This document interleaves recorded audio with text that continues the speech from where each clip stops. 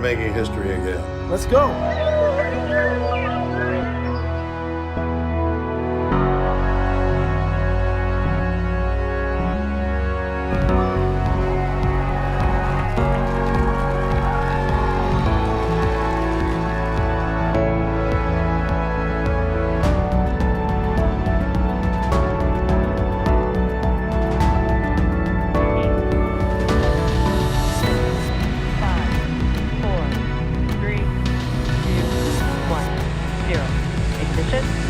Liftoff of the Falcon 9 and Crew Dragon. Go NASA, go SpaceX, Godspeed, Bob and Doug. America has launched. So rises a new era of American spaceflight, and with it the ambitions of a new generation continuing the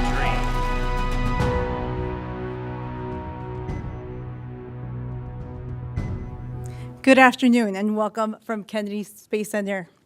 I'm Behnken with NASA's Office of Communications. What a day. We are here to discuss the NASA SpaceX Demo 2 mission and the return of U.S. human spaceflight from American soil to the International Space Station with astronauts Robert Behnken and Douglas Hurley. The Crew Dragon spacecraft and the Falcon 9 rocket lifted today from Launch Complex 39A at NASA's Kennedy Space Center at 3:22 p.m.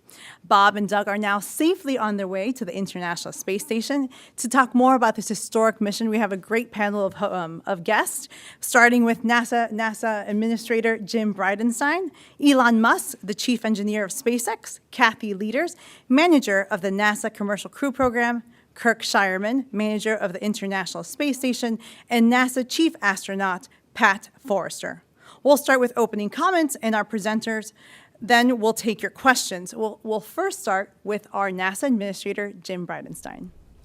Well, thank you, Bettina. What a great day for NASA. What a great day for SpaceX. What a great day for the United States of America. It's been 9 years since we've launched American astronauts on American rockets from American soil, and now we have done it again. I want to be clear, the mission is not yet over. This is a test flight. And so we are at the beginning, but so far everything has performed very, very well, and we are excited about the fact that Bob and Doug, our American heroes, are safely in orbit and on the way to the International Space Station. So I just want to say congratulations to the NASA team.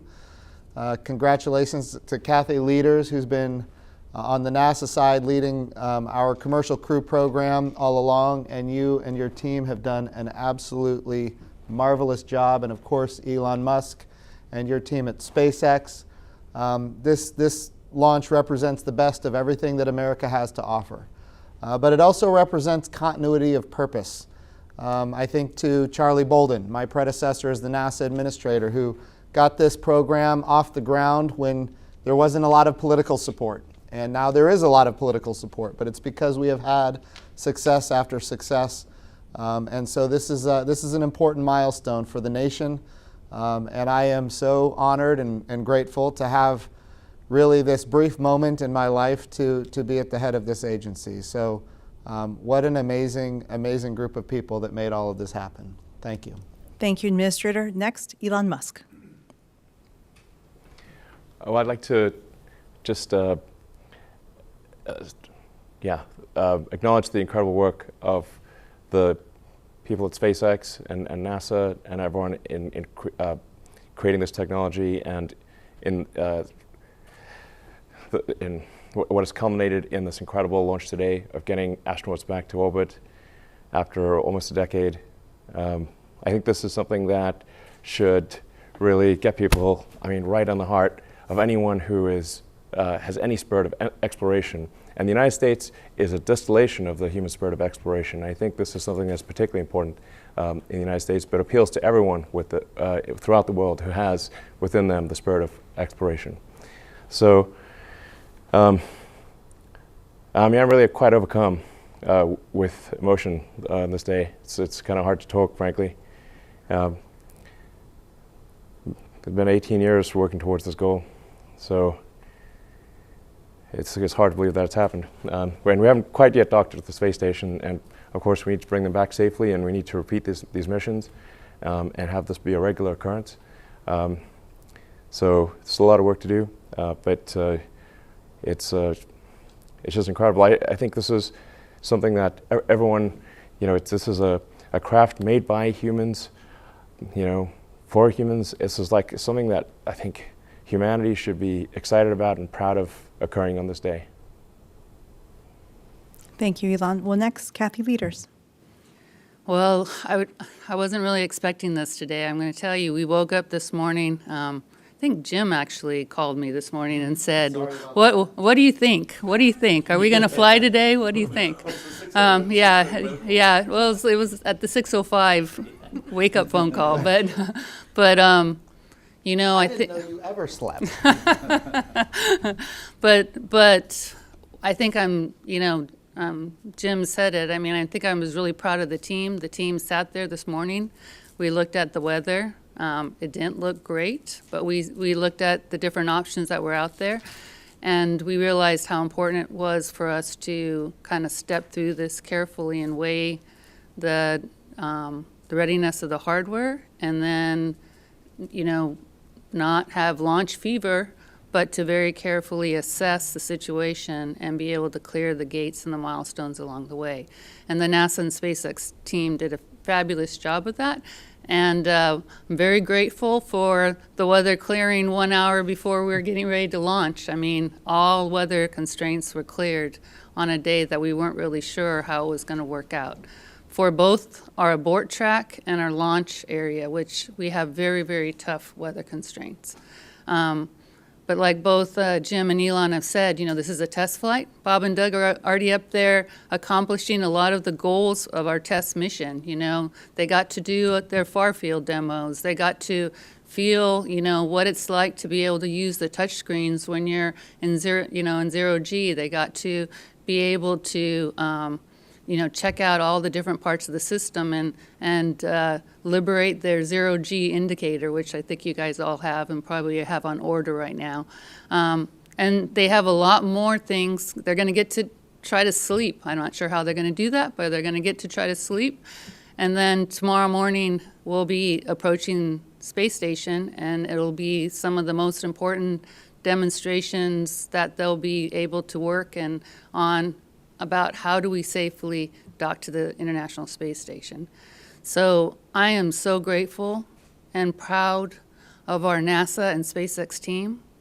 They are still vigilant. They're still on console. We're going to stay. I'm going to stay in the LCC until Bob and Doug get docked to the International Space Station, because we're going to stay vigilant until we bring them safely home. Very, very proud of this team. Cannot tell you how happy I am and amazed that we're here today. Thank you. Kirk Shireman. Well, what a great day. Very, very great day for human spaceflight. Big congratulations to Elon Musk and the SpaceX team, and of course a big congratulations to Jim Bridenstine and his leadership together with Kathy Lueders and the commercial crew team. Just a fantastic day. Really, really happy to be part of it. A lot of the ISS team couldn't be here in Florida today, but I can tell you they were watching it virtually. They actually had a virtual launch watching party, and they were very excited to see the launch as well. And finally, our international partners. I had the chance to get congratulations from many of my counterparts across the International Space Station Partnership. They have been a big part of Commercial Crew and the SpaceX efforts along the way. Today they were watching. I can tell you they're all very excited about having their crew members fly in the very, very near future on the Dragon and come up to International Space Station. Today on board the ISS, the three crew members, Chris Casti, Ivan Wagner, and Anatoly Ivanishin, are getting ready to have their additional crewmates on board. I know they're very, very excited. In fact, I'd be surprised if they don't have something really special cooked up for them when they arrive. So we'll look forward to that. There's lots of work to be done on ISS, and I know Bob and Doug, together with the folks on orbit, are really ready to get busy. What you saw today, hopefully what you saw today was really smooth and calm. It's kind of like a duck maybe on the water. It looks smooth and calm, but there's a lot of paddling going on underneath the surface. And what you'll see tomorrow, likely, we certainly expect is very, very smooth and nominal. I just want you to know, though, it's very, very difficult. It's a tremendous amount of effort on the part of the designers, the test engineers, in terms of the ops planners and the operators and even the crew to go make that happen. So smooth and nominal is actually really, really hard. Anyway, with that, it's been a great day. Very, very happy to have Bob and Doug on their way to the International Space Station and looking forward to the rest of this test flight. And Pat. I tell you, I am very happy to be sitting here in a post-launch press conference, and that's not something you'll hear me say very often. Probably not as happy as Bob and Doug are right now, but I'm pretty happy. And no doubt I have a group of astronauts jumping up and down back in Houston that are pretty happy too, because we promised them some flight assignments, and those are sure to come once we got Bob and Doug up. And so I just wanted to just say thanks to the team for being able to do that, to give these opportunities to our other crew members. I want you to know that I've been living with Bob and Doug in our astronaut crew quarters here over the last week plus, and I have never seen a crew so calm and focused leading up to a launch as these two were. Now, no doubt that has to do with their experience, it has to do with the training, but I really think it's a demonstration of the trust that they have both in the NASA team and the SpaceX team to get them safely to orbit. Astronauts sometimes are referred to as heroes, and no doubt Bob and Doug demonstrated that today. But this is the first time I've ever been in the flight control room as the chief astronaut while we were trying to launch a crew. And I'll tell you, accepting risk on behalf of others is a big responsibility. And I was amazed at what was going on in the loops. As Kirk said, there was a lot of paddling underneath. And I want everyone to know that we were surrounded by heroes on the ground that got us where we were today. With that, I think I'll say thanks again for getting our crew safely to orbit. We'll look forward to seeing them dock to the International Space Station tomorrow. Thank you. So today we have media joining us remotely. So they'll be on the phone and watching on NASA television like everybody else. So to ensure as many people as possible to ask their questions, we're asking our reporters to ask one question to make sure that all of their colleagues has an opportunity to participate in this press conference. Please state your name, affiliation, and whom you're directing your question to. Our first question comes from Miriam Kramer. Hi, thank you so much. Miriam Kramer with Axios. This question is for Elon or for the administrator or both. I was just wondering, so this launch has often been referred to as a moment of hope for the nation, but it's also happening against the backdrop of protests and demonstrations around the country today. I wonder what you want to say to those people out there protesting. Is this launch for them too? Thanks. I'll be happy to field it. Look, this launch is for all of America, and we have had moments in time in American history where we've had challenges as a nation. We think back to the 1960s. We think about the Vietnam War and the protests. We think about, in the 1960s, the civil rights abuses and the civil rights protests. We think about the height of the Cold War. And yet we had this moment in time, July 20th, 1969, when all of America stopped, literally just stopped, because we had American astronauts walking on the surface of the moon. And then we repeated that 5 more times. The challenge is the Apollo program eventually ended. But I think what is great about NASA is that we bring people together. Everybody loves exploration. And it's not just political divides, it's also international divides, and it's unifying. And I would hope, I think it happened today as a matter of fact. All of America stopped. I've seen some of the numbers. The amount of viewership on what we accomplished today was off the charts. And so I am hoping that people can see this as something that is bright and hopeful, and that people know that tomorrow is a new day and a better day, and we're always going to strive to do better. Thank you. Our next question comes from Jackie Waddles of CNN. Thanks so much for doing this. I was curious, this question is for Elon, if you had heard from President Trump yet and what he might have told you and what you might have said to him about this. Thanks so much. Well, I've not spoken one-on-one with him. I just essentially heard the press conference along with everybody else. So we've not exchanged any direct comments. We had a few moments in the firing room there after the launch. And I'll tell you that, Sure. The president is excited. Of course, he congratulated Elon and the SpaceX team, and I thought it was a good moment. Yes, it was with a group of people, but yeah. Oh, sure, yeah, sure. But yes, he certainly congratulated the SpaceX team and NASA and everyone involved.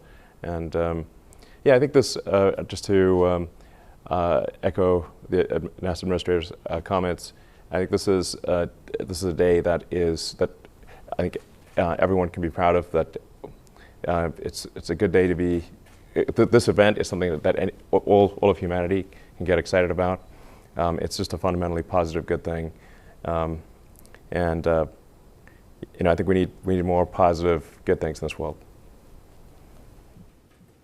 Our next question is from Joey Roulette of Reuters. Doing this.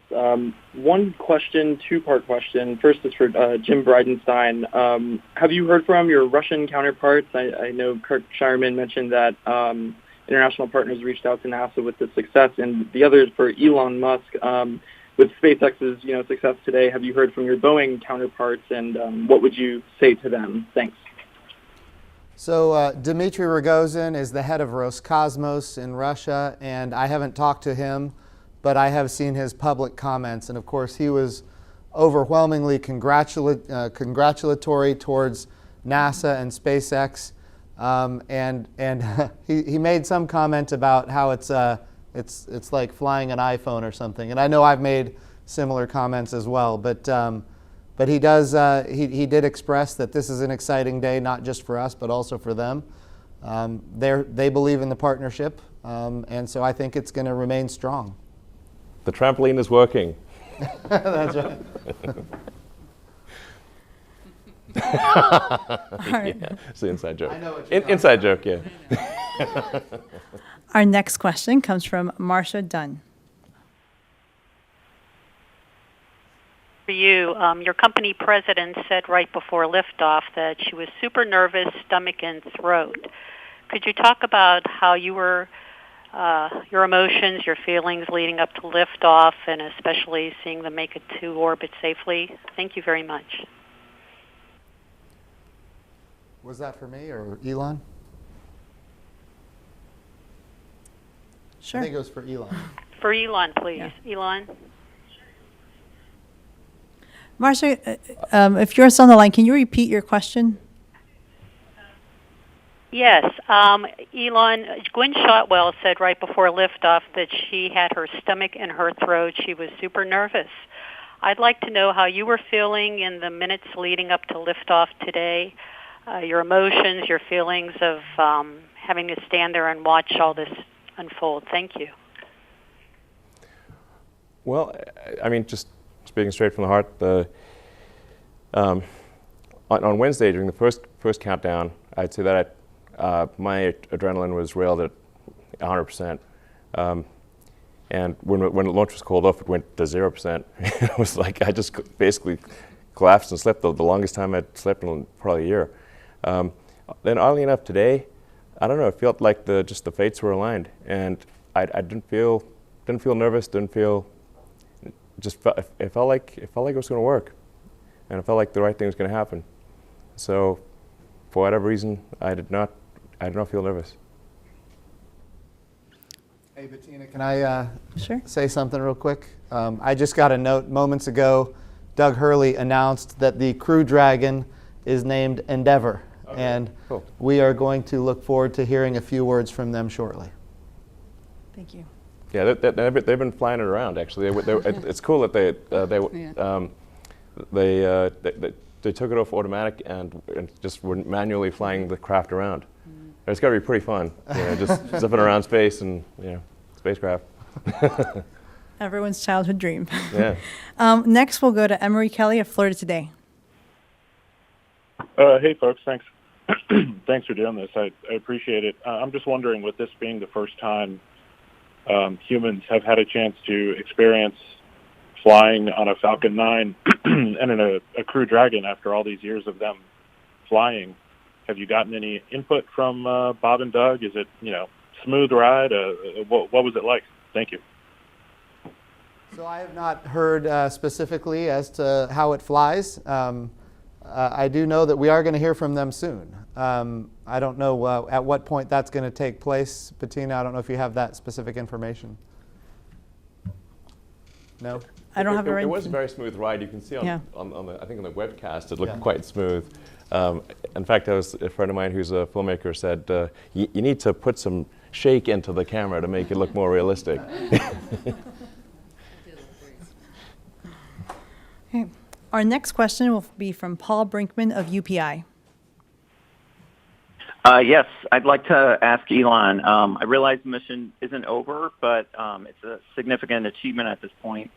What's the impact of success for this program on SpaceX as a whole, including development of Starship? Well, I think this is obviously a tremendous accomplishment for SpaceX in partnership with NASA and a number of critical suppliers. In fact, if I think about the total number of people involved in making this mission successful, it probably adds up to 100,000. So I'd just like to express a word of appreciation and congratulations again to everyone involved in making this successful. And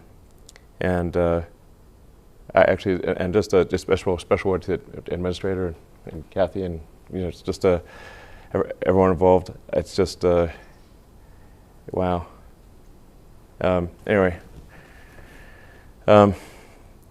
it is a little hard to process. I think at this point I am somewhat overcome by emotion to try to come up with cohesive sentences that make any sense. Is quite difficult. But I think this is hopefully the first step on a journey towards a civilization on Mars, life becoming multiplanetary, based on the moon and expanding beyond Earth, and life becoming a multi-planet species, life becoming multiplanetary for the first time in the 4.5 billion year history of Earth. I think this is hopefully the first step on that journey. It will require a tremendous amount of innovation and technology development to make going to orbit and ultimately beyond orbit a routine matter where thousands and perhaps ultimately millions of people can travel to other planets. That's what we really need to achieve over time. That's obviously a very difficult goal, but that's seeming increasingly real with what happened today, that getting people to orbit finally after 18 years. If we are able to increase the rate of innovation, then life can become multiplanetary. This is the goal we should strive for. I think from a NASA perspective, I think what this did for Starship and a lot of others is kind of establish that this is a successful business model. And if we look at how we did commercial resupply of the International Space Station and now commercial crew of the International Space Station, and of course the Commercial Lunar Payload Services Program to deliver payloads to the surface of the moon, and now for the first time since 1972, we have funded a human landing system, and of course we're very proud that SpaceX is going to be a partner in that development program as well. So not only do we have it funded, we actually have contractors under contract to developing that human landing system. So I think as far as how this relates to the Artemis program and the Moon to Mars program, I think I think the business model has proven itself very successful. We're bringing down costs. We're increasing access. That's going to continue to happen as we on-ramp more partners, and of course, as SpaceX and others to go get more customers. NASA doesn't want to be the owner and operator of the hardware. We also don't want to be the only customer. We want SpaceX and others to go get customers that are not us. And when all that materializes, I think what Elon's talking about here, this vision for humanity being able to live on the surface of the moon for long periods of time and eventually on Mars for long periods of time, that's the eventuality of the business model that we are currently developing. Thank you. Our next question is from Chris Davenport of the Washington Post. Thanks, guys, for taking my call. I really appreciate it. And thanks, Elon, for the trampoline quote. That was classic. Elon, if I could ask you, you put the window in the Cargo Dragon as a symbol of your ambition of flying people. I wonder if you can talk a little bit about how, over these very long years, you kept your team focused on human spaceflight as the ultimate goal, even though obviously they've been working on so many other things along the way. Thanks, and congrats.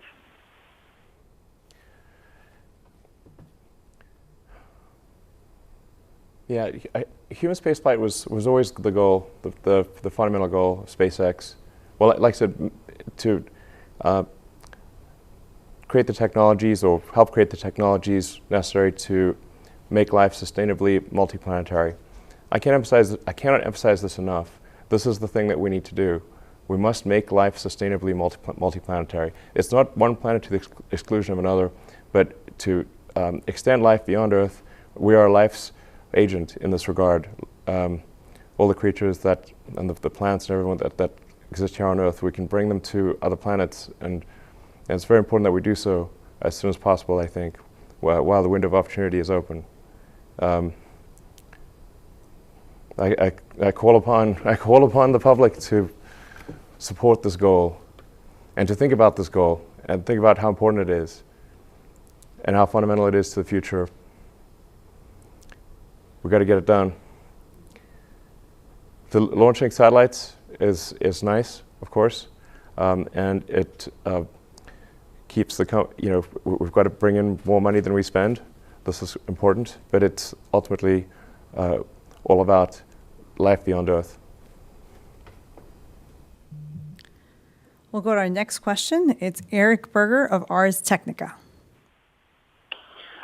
Good afternoon. That was a hell of a thing to watch. Question for Jim today. It's been a little more than 8 months since you tweeted about SpaceX and it was time to deliver. Just wondering if you would say that they have delivered or not, and maybe do you have a message for other contractors for NASA? Yeah, no, I leave it to you to bring this up. We're celebrating here a little bit. I want to be careful we're not celebrating too much until Bob and Doug get home safely. But no, that's right. There was a time 8 months ago, as you mentioned, where we were having challenges with parachutes. We had a Crew Dragon that had a static fire test that ultimately resulted in its catastrophic loss. If you would have told me then that we would be right here today, I don't know that I would have believed it. And yes, I sent a tweet and asked Elon to deliver. And I'll tell you the same thing. I told the president, I told the vice president, and of course I've said it in a number of interviews. Since that day, Elon Musk and SpaceX have delivered on everything NASA has asked them to deliver on, and at a speed that we never would have guessed. My engineering team was saying that this is not going to be able to be achieved in this amount of time. The amount of parachute tests that we had to get done and how long it takes to get those parachute tests done. Look, we got all the parachute tests done. And we are just overwhelmingly grateful, not just for SpaceX and Elon Musk, but also Airborne and the NASA team that really went to work on getting all these tests done. And of course, all of the, changing out the titanium, all that took time, and then doing all the tests after that. My goodness, SpaceX really delivered something that is magnificent, and that is speed. Without question, I don't think anybody would have believed the speed with which SpaceX delivered, and they did, in fact, deliver. Kathy, you want to add anything to that? Oh, no, I mean, I think Jim said it really well. I mean, we went through, it wasn't like we didn't have issues. We had things we had to go solve, right? And we've learned a ton, and that team, the SpaceX team and the NASA team together, working hand in glove, together, solve these problems together, right? We tackled them and we solved them and figured out how we're going to go fly together. And, but without the SpaceX folks making it happen, like Jim said, so quickly, we wouldn't be here today. Thank you. Next is Lauren Grush with The Verge. Hi, thank you so much for taking my question. I guess this is for anyone who can answer it. I'm wondering if there was anything unexpected during the launch today. I think I heard something on the live stream about some component being lower in temperature than expected. Just wondering if everything went as planned or if you had any hiccups along the way. Thanks. Do you want me? So the only, really the count was, I would say, spectacularly quiet. I mean, everybody said, and then probably within, as we were loading the prop, the only thing we saw it was actually something we'd seen as we were unloading on Wednesday. We had a sensor that was reading in a way that we had to go understand why was it reading in that particular manner, and we also had to understand what can happen if it fails. And it was in an area where actually it's downstream of our fill and drain valve, and so it was, kind of Jim talked before about where do the teams, how do they work together, and one of the things that we've learned on this mission is how to go take a piece of data, like a sensor data, and go understand what is that data telling us, and then be able to clear it, which is really why we were able to fly, through our understanding of what the issue was, and then turn that around in a very short period of time. And what that takes is two groups of folks that have been working with each other for a while and understand what the vehicle is trying to tell them. But, I thought, oh my goodness, we're going to have this issue after going through all the weather stuff. Now we're going to have this issue. And I was very impressed with how the joint teams together looked at the sensor, understood it, understood the phenomena, and then cleared it and continued on the count. Next, we'll go to Irene Klotz of Aviation Week. Thanks, Bettina. Congratulations, everybody. That was super impressive to see. My question, I think, is for Kathy and maybe for Elon. What has to happen from this point on for you all to feel confident that an August 30th or early September launch of the first post-certification mission can happen? Thanks. Well, I'm very proud of the SpaceX team for another reason.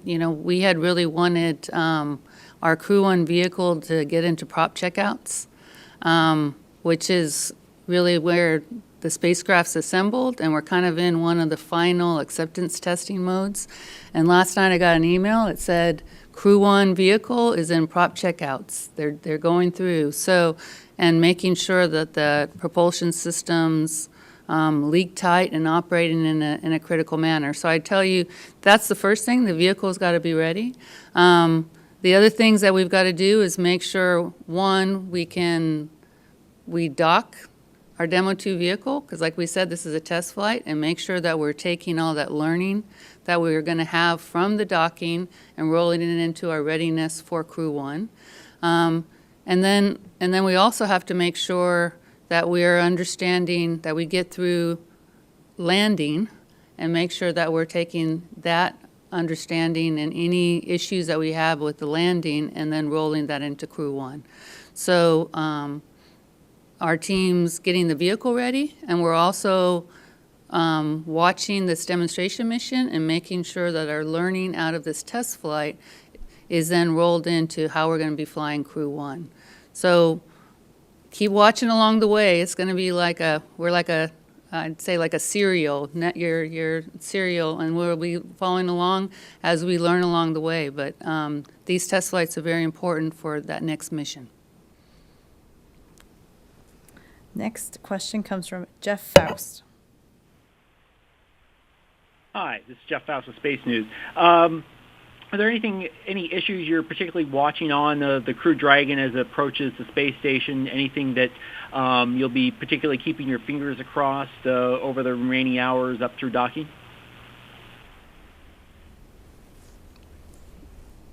So, the big thing, the nice thing about us having the uncrewed mission was we were able to check out a lot of the systems on the uncrewed mission. That had to do with docking. And I think everybody saw last spring how successful our Demo 1 mission was through the docking phase. But you always learn something with spaceflight, and now having the crew on board and understanding how the spacecraft and the crew operate as a system, and then how that total system then obviously works with us approaching station will be another big thing that we're learning, right? And then obviously, people forget, and Kirk alluded to it, us understanding how to be docked with station and operate within station is a big part of our learning for this group. This is also our first long duration mission where we're going to be doing integrated operations with the space station for a long period of time, which is also going to be a huge learning opportunity for us. So these test flights are very, very important for us to not only learn how the vehicle works, but learn how we're operating it. And we've learned a lot about how to try to fly with weather and how to operate with these systems. It's going to be really important for us now to go learn how to obviously do the docking piece, but then learn how to be part of this integrated, enterprise that's the International Space Station. And Kirk, you probably could add. It's a very complicated, Sure. system.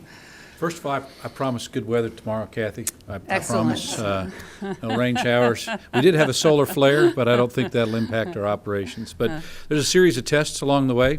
Just like on Demo 1, there's some additional tests. Of course, Doug's going to take over and fly manually, and the crew on board the Dragon, Bob and Doug, monitoring how the vehicle comes in, and Chris Cassidy on board the ISS will also be monitoring it. So it really is, how does the vehicle perform? How does the integrated crew, both the crew on the Dragon and the crew on the International Space Station, handle all that? And then, of course, equalizing the pressures, making sure there's no leaks when it's mated to the ISS.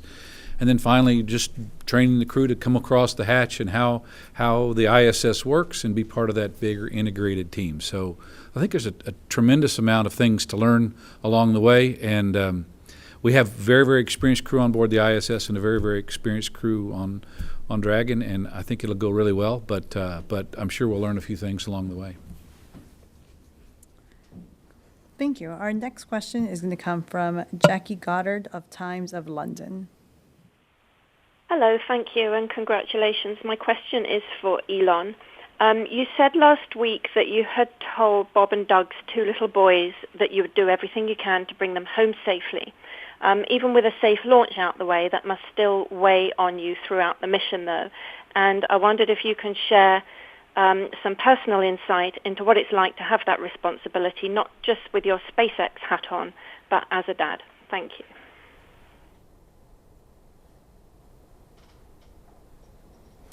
Well, it really hit home, when you meet somebody's kids and the vehicle that you're responsible for, that their life's at stake. It really hits home.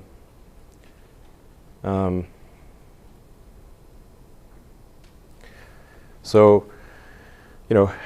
still.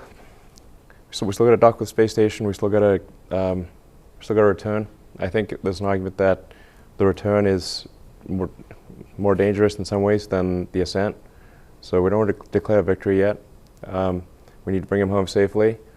Make sure that we're doing everything we can to minimize that risk of reentry and return. we were able to do that with the Demo 1 vehicle, so we were able to retire a lot of risk with the re-entry there. That's a big deal, but yeah,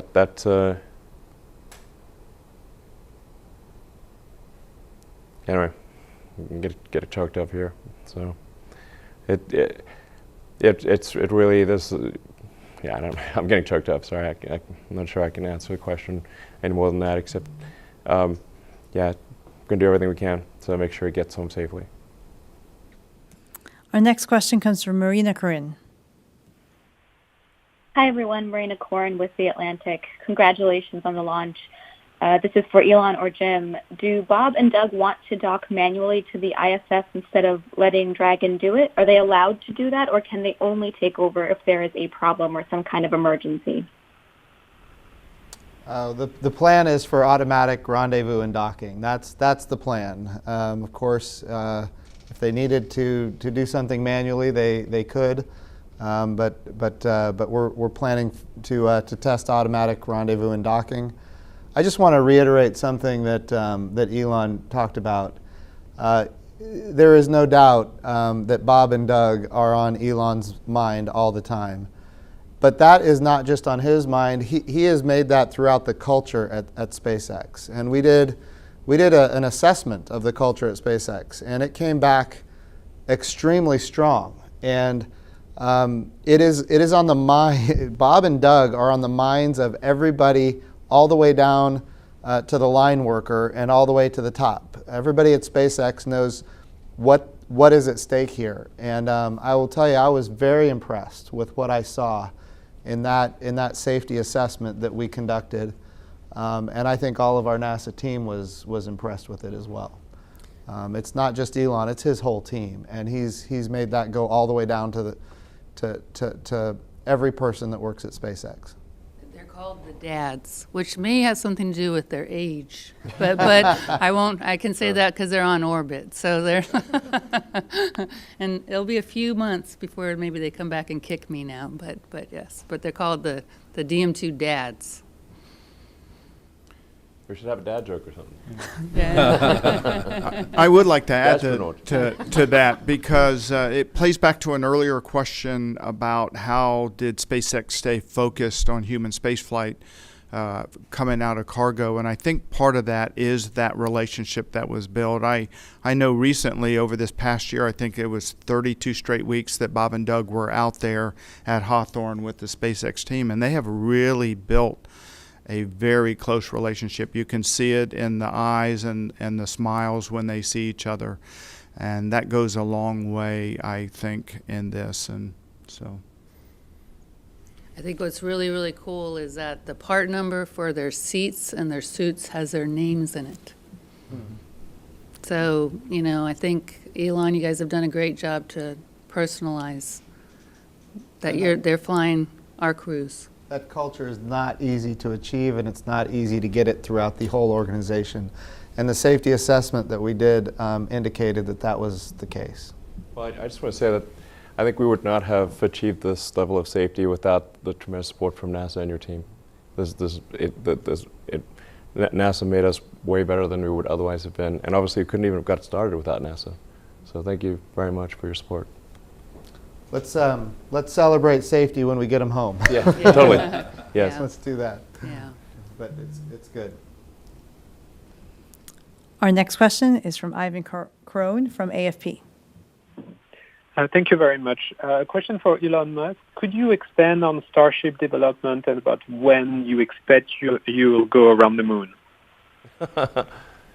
Well, I tend to be a little optimistic about schedules. So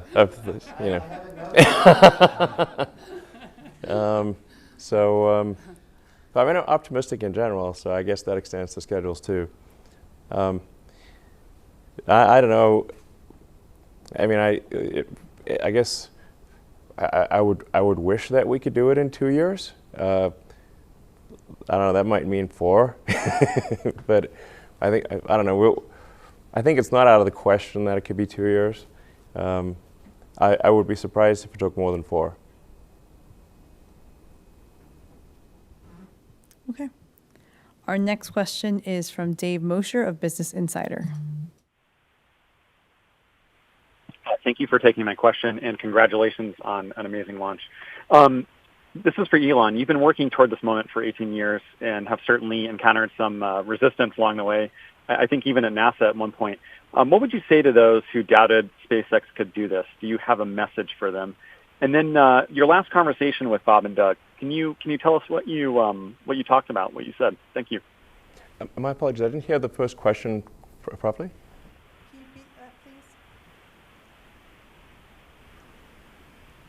The first question. Dave? Yes, I'm sorry. You couldn't hear the question? Yeah, can you repeat it, please? Yeah, sorry about that. So this is for Elon. I said you've been working toward this moment for 18 years, and you've certainly encountered a lot of resistance along the way, even, I think, from NASA at the very beginning. What would you say to those who doubted SpaceX could do this? Do you have a message for them? And then what was your last conversation with Bob and Doug like? What did you talk about? Where was it? Thank you so much. Do I have a message for those who... What? Oh, doubted. Okay, I was like, what did you... Okay. God, maybe I just blank out the word doubt. No,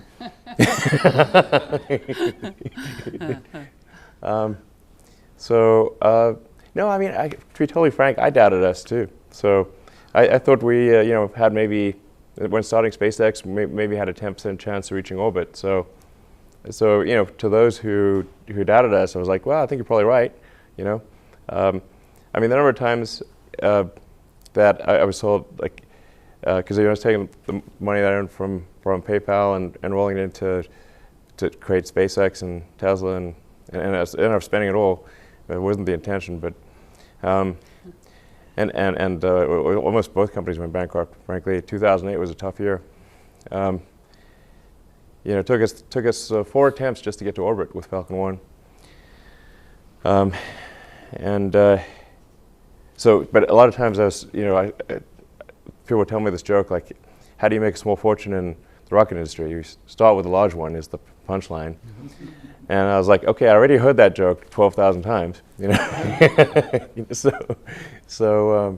Anyway, and it almost came true. We just barely made it there, that 4th launch of Falcon 1. That's all the money we had for that 4th launch. And then, and that wasn't even enough to save the company. We also then had to win the NASA cargo resupply contract. So that came a little after, a little bit later, or right towards the end of 2008. Those are the 2 key things that saved SpaceX. Otherwise, we would have, not made it. So yeah, I think those doubters were, their probability assessment was correct. But fortunately, fate has smiled upon us and brought us to this day. And Pat, anything else you could add about Bob and Doug right before they launched? Well, I mentioned earlier that they were calm and focused. I think that this was for both of them a chance to get back to space. They felt like it was a privilege to represent NASA and the astronaut corps in this endeavor, and they, I guarantee you, are going to enjoy their time on the International Space Station. Chris joked with them when they didn't get up the first time. I think the administrator heard this, that they were trying to get out of the weekend cleaning that we do on the ISS, but they'll be glad to get there, glad to come back. We're going to take our last question from space.com. Hi, this is Hanukkah Weitering with space.com. Thank you so much for taking my question, and congratulations on an amazing launch today. I'm just wondering if you could talk about what else Bob and Doug will be doing now that they've completed their manual flight test. I've heard that they're going to be taking a nap at some point, but what else is on the to-do list for Bob and Doug between now and docking? Well, they did their far field demo, so like Elon already mentioned, they got to manually fly the vehicle. They'll be doing another demonstration a little bit closer to the space station.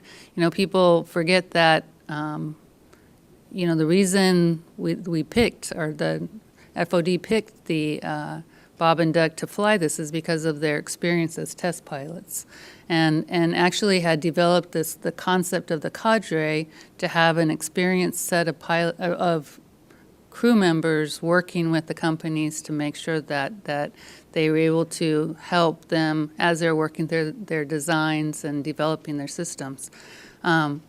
So this is kind of cool because this is Bob and Doug get to actually fly the work that they've been helping work and develop and figure out how's it really working on orbit. And so the other thing they get to do is just to be able to be, the ecosystem's working. They're getting to see, are things cooling? How's the seat feels? How's the suits feel? Can you get in and out of the suits, when you're on orbit? How easy are those kind of functions going to be?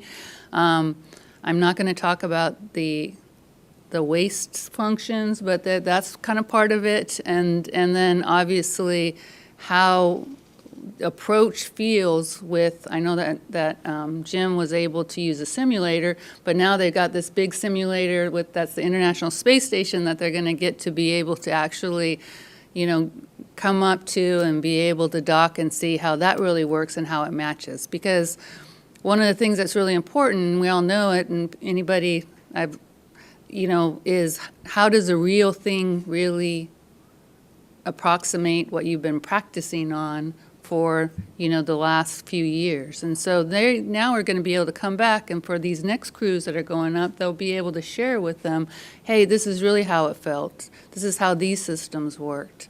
And be able to share that experience with the Crew 1 crew that right now is doing their training. So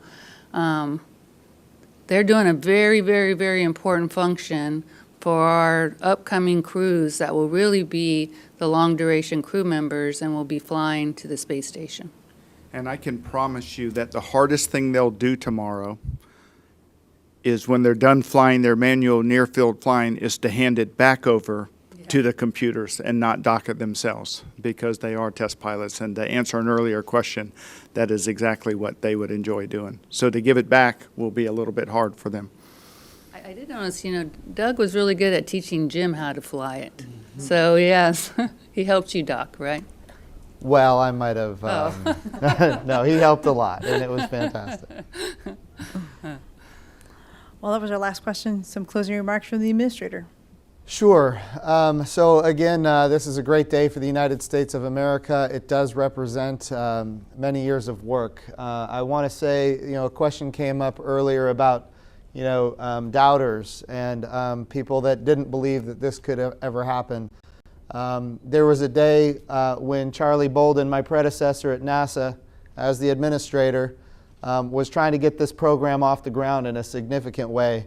And he had members of Congress on both sides of the aisle that were in opposition to it and wouldn't adequately fund it, and ultimately gave him a hard time about it. And Marine Corps General Charlie Bolden persevered, and he pushed through. And that was the beginning of what we all get to experience today.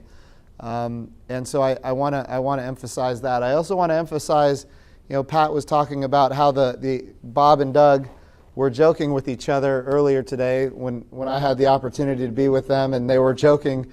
Doug Hurley's last space shuttle mission got scrubbed 5 times before they finally launched on the 6th time. And of course, Bob Behnken is saying that Doug Hurley is the jinx here, and therefore, they're not going to launch today either. And to see them loose like that, Pat, you mentioned that they were loose and joking, and in fact, seemingly having fun on the day of launch, even though what they're doing is very serious. And nerves of steel. Yeah. These are just American heroes. Yeah.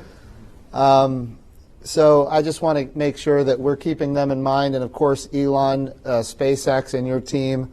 Going back to what we talked about just a few minutes ago, the fact that at SpaceX, you don't call them Bob and Doug, you call them the dads. Because that's what they are. They are, in fact, dads, and keeping their safety at the foremost of your minds. So really, this is really a great day for all of America. It's a great day for our country. It's been a long time. It's been 9 years since we've had the opportunity. And of course, we are here now, and there's as Elon said earlier, there's 10,000 people behind this that have made it happen. You might have said 100,000. Actually, when you add up suppliers and you know, and everyone, I think it's probably closer to 100,000. Yeah. Children. That's right. Yeah. So this really is it's a great day for the United States of America. It's a great day for our international partners. Remember, Crew 1 is going to be an international mission on the first crew. We're going to have a Japanese astronaut with us. So we're very excited about this. I want to say congratulations to everybody. We're not celebrating yet. We will celebrate when they're home safely, but certainly we can breathe sighs of relief every step along the way, and that's what we're doing today. So congratulations to SpaceX and Elon Musk. Congratulations to Kathy Lueders and your NASA team that got us to this position, and we look forward to so many things ahead. Great. So that's going to wrap it up for us here at the Kennedy Space Center. You can continue watching our live coverage until the astronauts reach the International Space Station and docking and hatch opening and the arrival of Bob and Doug at the ISS. Docking is scheduled for 10:29 Eastern Time. And right after this broadcast, we'll turn it over to JSC. We're going to hear from Bob and Doug during a downlink from the Crew Dragon as they orbit the Earth. So we'll have more information. Please go to nasa.gov for more specific information on commercial crew. You go to nasa.gov/commercial crew, and go SpaceX, go NASA, go Bob and Doug, and go America. Thank you.